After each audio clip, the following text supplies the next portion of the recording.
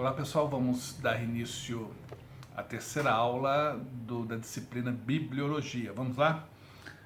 Aula 3, provas da inspiração da Bíblia, o cânon da Bíblia e sua evolução histórica, o cânon do Antigo e o cânon do Novo, o cânon da primeira parte e da segunda parte. Provas da inspiração da Bíblia. Ainda que aceitemos a harmonia e unidade da Bíblia como uma das mais contundentes provas de que ela é divinamente inspirada, achamos necessário darmos outras provas dessa natureza. Então, evidências, nós vivemos pela fé, e a fé é confiança em alguém, em Deus, e na sua palavra, o registro dessa revelação. Então, nós temos essa confiança, mas essa confiança, ela pode ser racionalizada. Pedro diz assim: sabei explicar a razão da vossa esperança, né? Por que vocês confiam? Por que vocês esperam no Senhor? Então é o que nós vamos fazer agora, algumas evidências que mostram que realmente a Bíblia é inspirada e que ela é a palavra de Deus. Isso não é porque a nossa fé precisa, mas lembra aquilo que dissemos? Deus não precisa ser definido, mas a nossa fé precisa. E lembrando também que uma frase muito importante: Cristo morreu para tirar o nosso pecado, não a nossa inteligência.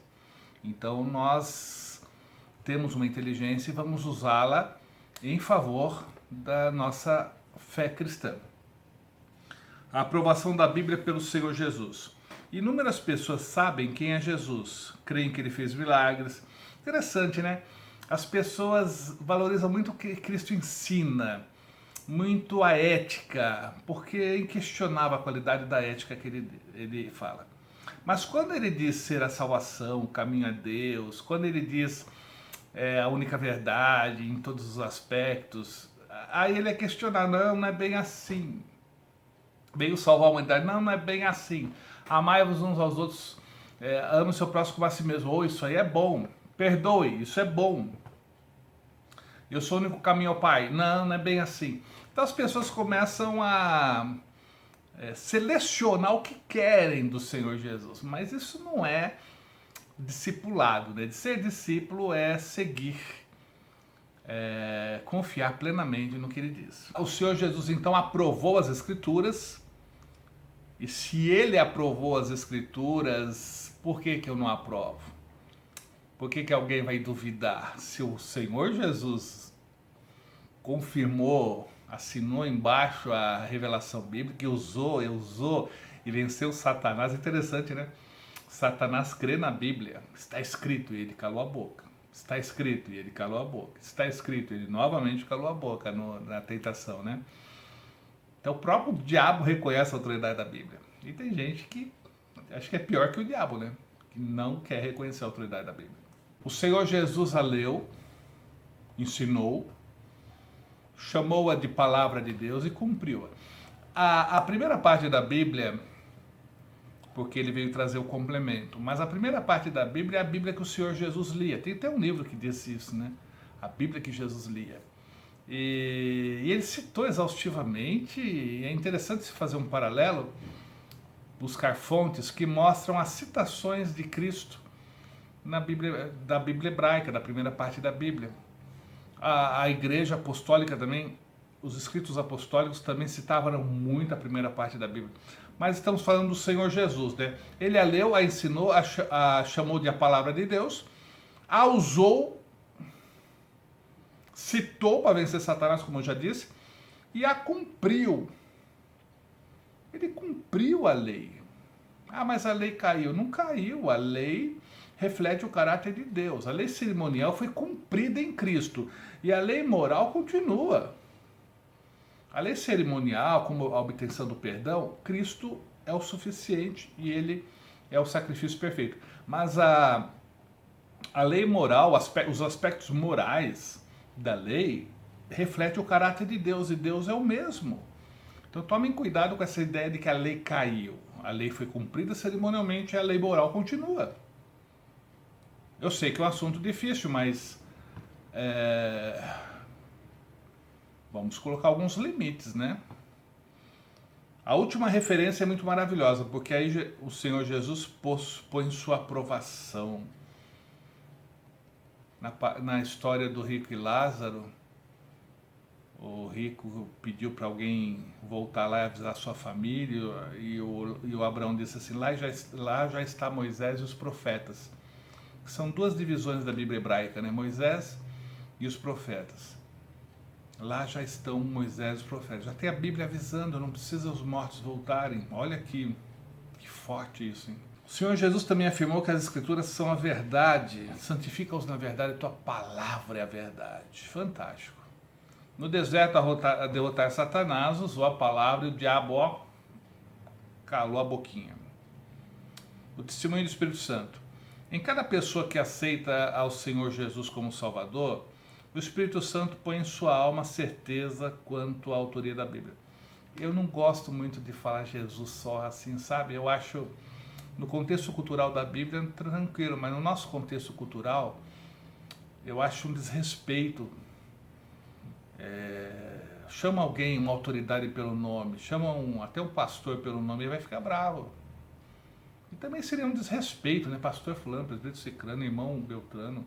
Você não faz parte do teu ciclo de amizade mais próximo, bem próximo assim, é bom colocar um qualificativo antes, né? O senhor, irmão fulano, irmão Beltrano, doutor Beltrano, isso aí faz parte da nossa cultura. E quando se fala Jesus assim diretamente, eu acho assim, no nosso contexto cultural, assim, meio desrespeitoso. Isso é uma coisa minha, não é uma doutrina, é uma coisa minha. Então eu gosto de falar Senhor Jesus, Jesus Cristo, Messias Jesus, Mestre Jesus, mas nunca Jesus só, eu evito. Teve um aniversário de um pastor na região aqui, me contaram essa. E alguém foi homenagear o pastor e disse assim, irmãos, aqui está um homem de Deus que precisa ser respeitado. Tem gente, vamos chamar de José esse pastor, tem gente que chega para ele, ô José, José, não é José não, irmãos, é pastor José, Jesus não gosta disso. Fica tratando desse jeito as autoridades. Jesus não gosta disso, agora chamar de José, você está perdido. Então, mas isso é o nosso contexto cultural, né? Não é uma doutrina, mas eu evito falar Jesus só. Isso é uma coisa minha. É uma coisa automática que o Espírito Santo põe em sua alma a certeza da autoria da Bíblia.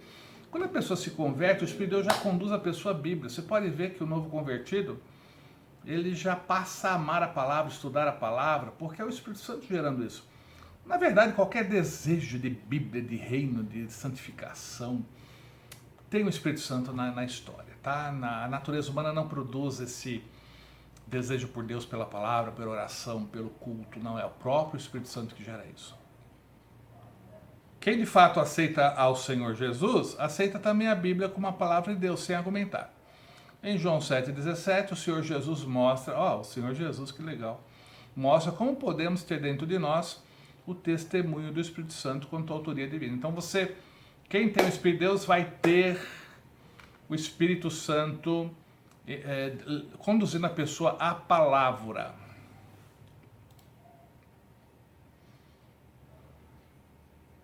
O cumprimento das profecias da Bíblia. O Antigo Testamento, a Bíblia hebraica, a primeira parte da Bíblia, é um livro de profecias. Profetizar é falar em nome de Deus.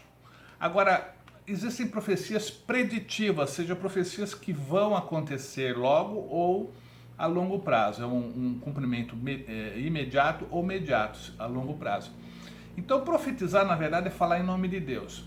Agora, parte da profecia é predição, ou seja, é uma previsão do que vai acontecer, né? É uma visão com antecedência do que vai acontecer e Deus dá aos seus profetas.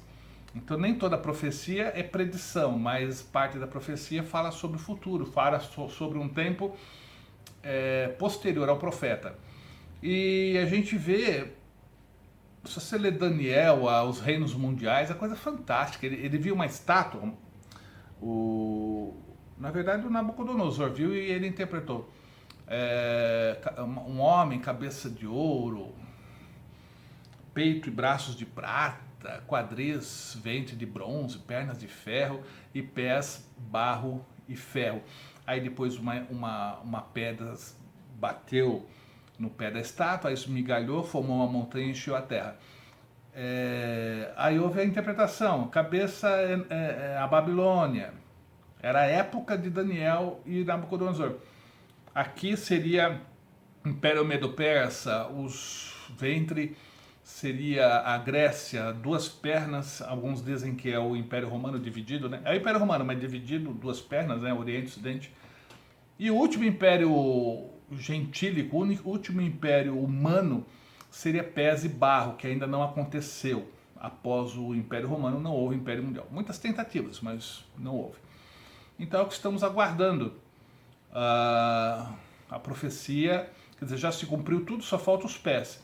E depois, aquela pedra que se transformou numa montanha, esmigalhou a estátua, que seria o governo milenar do Senhor Jesus. Aquele governo de 1000 anos previsto no Apocalipse. Mas é interessante, se cumpriu. Outra profecia de Daniel, 70 semanas. As 70 semanas de Daniel são 490 anos. 483 já se cumpriram. Só faltam 7 anos para se cumprir. E que é, segundo os estudiosos de escatologia, a última semana de Daniel, a grande tribulação, que faz parte da volta do Senhor, né? Todo o processo da volta do Senhor, que vai preceder o governo milenar. Então isso tudo autentica as Escrituras. Você falar que tem um céu e que nesse céu tem isso, tem aquilo, fica fácil, porque ninguém vai conseguir provar o contrário, né? Agora, quando se fala vai acontecer isso, vai acontecer aquilo e se cumpre, predições que se cumprem, muitas já se cumpriram. O Senhor Jesus, as mulheres estão chorando pelo Senhor Jesus, e disse assim: não chore por mim, chore pelos seus filhos. Ele previu isso. 40 anos depois, Jerusalém foi completamente destruída pelos romanos. E o Senhor Jesus está dizendo: olha, chore pelo que vem por aí. Com essa rejeição ao Messias, a coisa não vai ficar boa para vocês, para Jerusalém, né? Então foi uma predição que se cumpriu no ano 70. Pedra sobre pedra, não ficará pedra. Olha que templo lindo, Senhor! Não ficará pedra sobre pedra que não seja destruída. E quando os romanos vieram, eu li uma fonte extra bíblica que houve um boato que entre as pedras do templo havia ouro escondido, e pedrinha por pedrinha foi removida. Pelo menos eu li isso num documento e achei interessante. E se cumpriu o que o Senhor Jesus disse. O que resta hoje é o Muro das Lamentações do templo, né, que é uma área bem externa do templo, ficou um pedaço do muro lá, é só o que restou do templo. Pedra sobre pedra que não seja destruída. E então, realmente, as profecias, as predições, elas autenticam a palavra de Deus. Não que a gente precise dessa evidência, mas é uma evidência para a nossa razão e para a nossa apologia, para defendermos a nossa fé. Inúmeras profecias da Bíblia se cumpriram no passado, em sentido parcial ou total. As profecias messiânicas do servo sofredor se cumpriu plenamente. A profecia de Cristo, Messias Rei, não se cumpriu, mas o mais difícil se cumpriu, que é o Cordeiro morto. E o leão pronto para reinar vai ser fácil, né? A parte mais difícil já se cumpriu, que é o Messias morrer em nosso lugar. O Messias chegar e reinar e botar todo mundo para correr, isso aí vai ser fácil. Para alguém que tem todo o poder, toda a autoridade no céu e na terra, vai ser fácil. Então a parte mais complicada já se cumpriu, né? A influência da Bíblia. O mundo é melhor devido à influência da Bíblia. O nível moral, divino, presente na lei de Deus, ele tem norteado vidas, norteado famílias, norteado nações. E por outro lado, quando a gente vê assim uma oposição às Escrituras, quando eles tentam desmontar os valores familiares, quando há essa tentativa de desfazer, refazer recriar uma ética além dos conceitos bíblicos, a gente vê que a coisa não vai longe e não fica bom não. Então, realmente, passará o céu e a terra, mas a minha palavra não há de passar. A gente percebe que os princípios bíblicos são universais. Princípios bíblicos, a gente tem que tomar cuidado, porque alguns, eles não transferem, não aplicam princípios bíblicos, mas aplicam cultura bíblica. E Joseph Smith fez isso quando defendeu a poligamia, baseado na poligamia de alguns homens de Deus. Então a gente tem que tomar cuidado, extrair princípios bíblicos, não cultura local, que a Bíblia foi escrita num ambiente cheio de cultura, alimentos, casamento e outras práticas que nem tudo aquilo é princípio de vida. A monogamia é um princípio de vida, a poligamia é uma cultura local. Então a gente tem que tomar cuidado, extrair os princípios divinos e não a cultura local. O nazireu tinha o cabelo crescido, isso não pode se transformar numa regra. Quem tem vida consagrada tem que ter cabelo crescido. E quem não tem cabelo, como é que fica? E o homem com aquele cabelão, né? Em algumas igrejas vai ser disciplinado, mas era uma prática, inclusive bíblica, né? O nazireado, inclusive, é um ensino bíblico, assim, para votos de nazireado, né, de santificação. Mas isso é um contexto de Israel naquele momento, né? Então a gente tem que tomar cuidado para não trazer para nós certos princípios, certas culturas e não princípios bíblicos. Esse é o desafio do intérprete da Bíblia. Disse F.B. Meyer, o melhor argumento em favor da Bíblia é o caráter que ela forma. Perfeito. A Bíblia é sempre nova, o tempo não afeta a Bíblia, porque ela fala da natureza humana, que é a mesma. Antes matava com uma pedra, hoje mata com uma bomba atômica, mas o princípio é o mesmo, a maldade humana é a mesma. Os princípios divinos, as verdades divinas são universais, porque Deus é o mesmo ontem, hoje e sempre será, Ele é o alfa e o ômega. Então, o que se afirma sobre Deus, sobre princípios morais, isso aí é universal. Então, realmente, a Bíblia é sempre atual quando corretamente interpretada, né? Porque você pegar um texto bíblico e interpretar equivocadamente é tão destrutivo quanto uma mentira das trevas. A Bíblia só é poderosa quando corretamente interpretada. Se interpretar errado, ela vira instrumento de manipulação, de heresias, de falsas religiões, de sanguessugas aí que a gente tem visto. Pessoas que manipulam a Bíblia para os seus interesses. Então temos que tomar muito cuidado. A Bíblia nunca se torna um livro antigo, apesar de ser cheio de antiguidades. Ela é tão atual como o dia de amanhã. Sua mensagem milenar tanto satisfaz a criança como o idoso. Veja só, o Senhor disse assim, aquilo que eu estou ensinando para vocês é para vocês e para os seus filhos. Então, as escrituras, o objetivo é revelar, não é esconder nem tornar secreto, mas revelar. A dificuldade da Bíblia está na sua distância cultural, linguística, histórica. Isso realmente traz dificuldade para nós leitores hoje. E muito mais para um leitor daqui a 1000 anos. Quanto mais se distancia do evento, mais complicado fica. Para você conseguir enxergar o texto dentro do contexto, né? Mas ela foi dada para você ensinar a sua família, não para ensinar os intelectuais, não para ensinar a Academia Brasileira de Letras, nem a Confederação Mundial de Cientistas, mas ela foi dada para ensinar para os seus filhos, para os seus netos.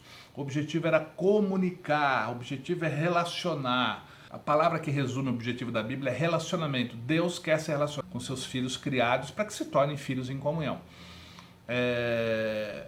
Fomos criados e precisamos ter comunhão.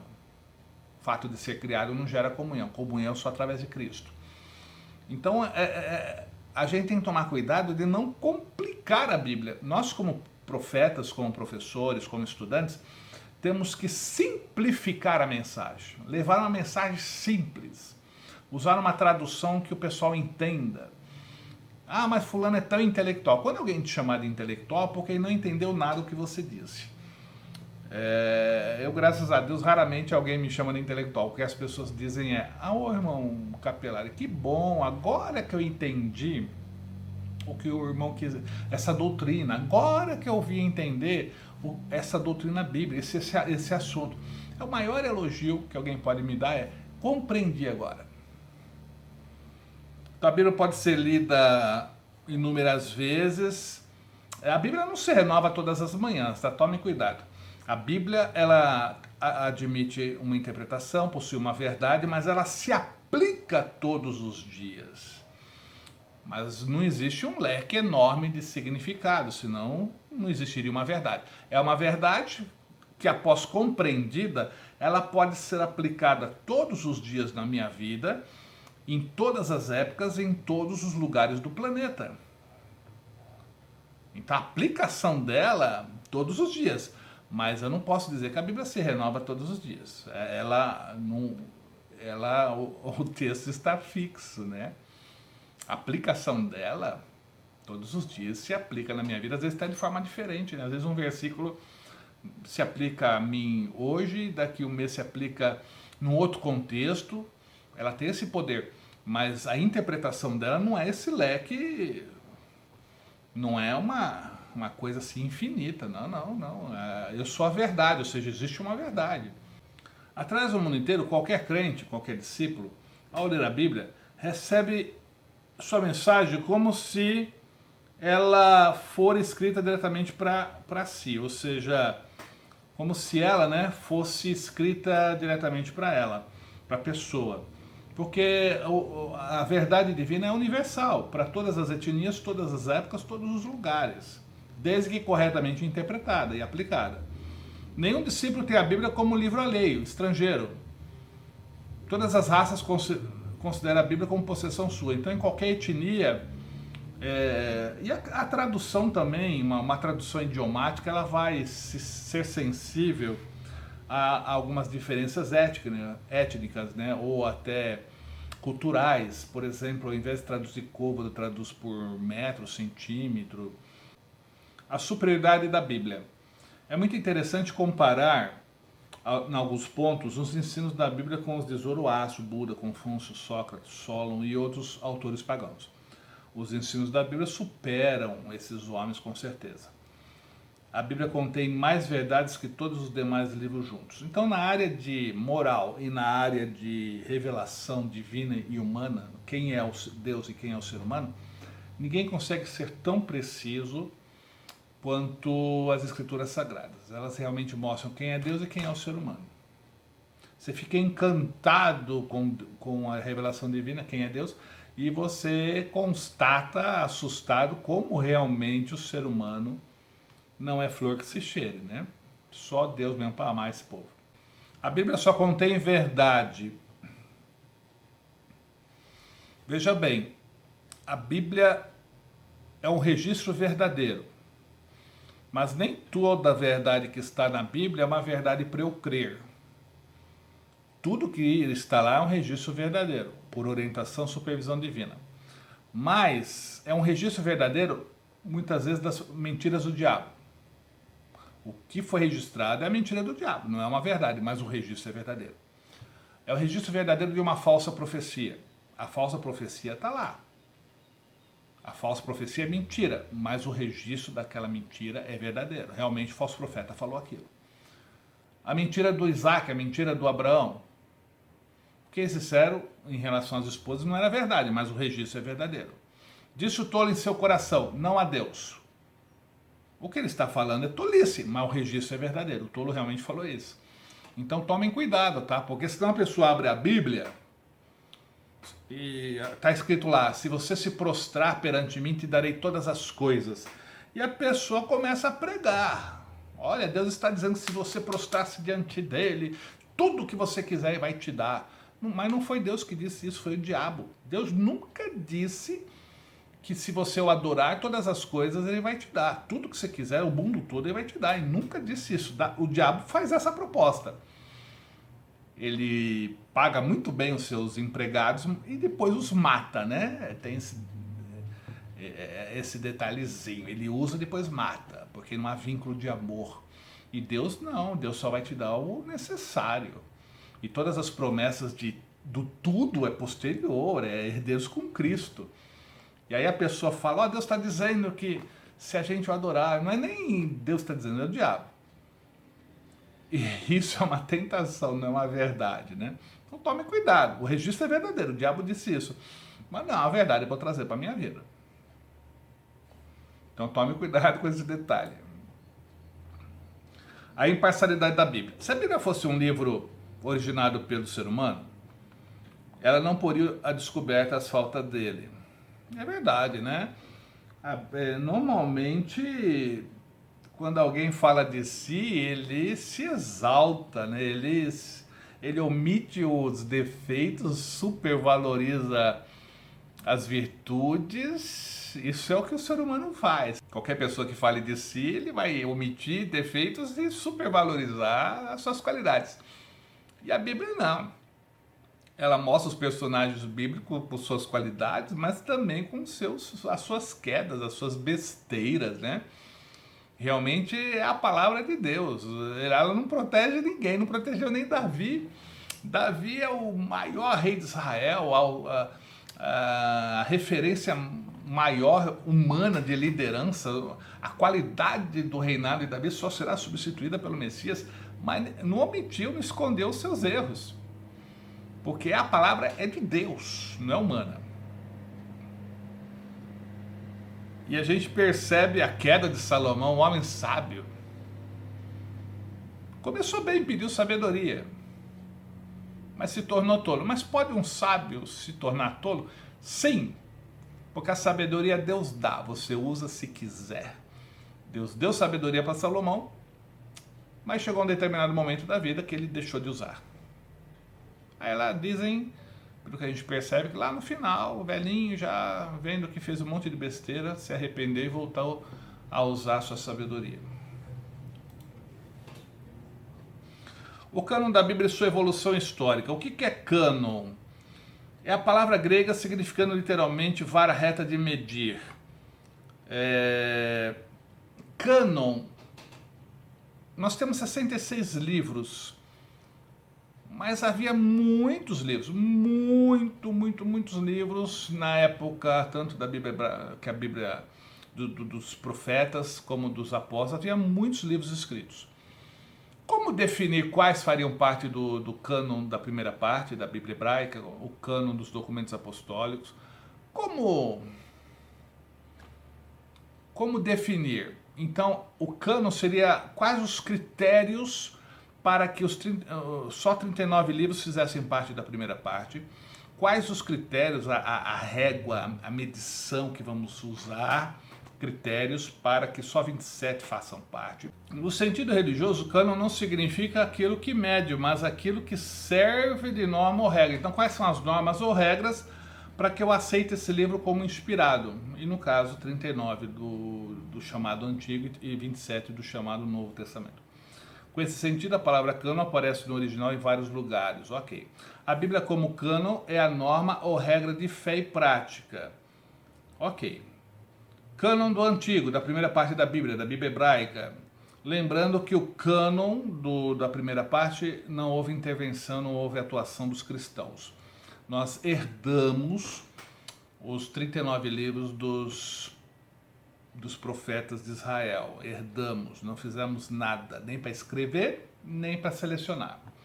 Na época patriarcal, a revelação divina era transmitida escrita e oralmente. Antes de Moisés, era a tradição oral. A escrita já era conhecida na Palestina, séculos antes de Moisés, a arqueologia tem provado isso. Ok. O cânon hebraico é diferente, a divisão do livro do cânon hebraico é diferente da nossa. Dá 24 livros em vez de 39. Veja só, quando a gente diz que o cânon hebraico tem 24 livros, não significa que são menos do que os nossos 39. É que o cânon, a junção dos livros na Bíblia hebraica, a Bíblia dos judeus, até hoje, ela segue outros critérios. Por exemplo, nós separamos 1º e 2º Samuel. A Bíblia hebraica não, é só Samuel. 1º e 2º Reis, não, é só Reis. 1º e 2º Crônica, é só Crônica. Esdras, Neemias, muitas vezes estão juntos. E os 12 profetas nós separamos, eles põem num livro só, os 12 profetas. E fazendo essas junções, dá 24 livros. Então não é menos conteúdo, é livros que são que nós separamos e eles unem num livro só. Ok? Diferença de livros e não de conteúdo. Quantidade de livros e não conteúdo. O cânon da Bíblia hebraica, do chamado Antigo Testamento, foi formado em espaço de mais de 1000 anos. É de Moisés até Esdras. Moisés escreveu as primeiras palavras e Esdras teve uma função fundamental na junção, na influência do cânon. É claro que Malaquias foi o último profeta e Esdras colaborou muito para a elaboração desse cânon. Esdras na época dele, né? Os últimos foram Neemias e Malaquias, ok? Reconhecimento do cânon do AT. Em 90 Anno Domini, AD significa Anno Domini, tá? É uma palavra latina, Ano do Senhor, Anno Domini. Corresponde a DC. AD, Anno Domini, não é antes de Deus não, hein? É Anno Domini, é latim, Ano do Senhor. Há uma tradição que diz que em Jamine, ali em Israel, na Palestina, 90 anos depois de Cristo, foi batido o martelo e definido os 24 livros da Bíblia hebraica, ou os 39, né, que nós temos, é os mesmos. Tanto que a gente segue o cânon judaico dos 39 livros.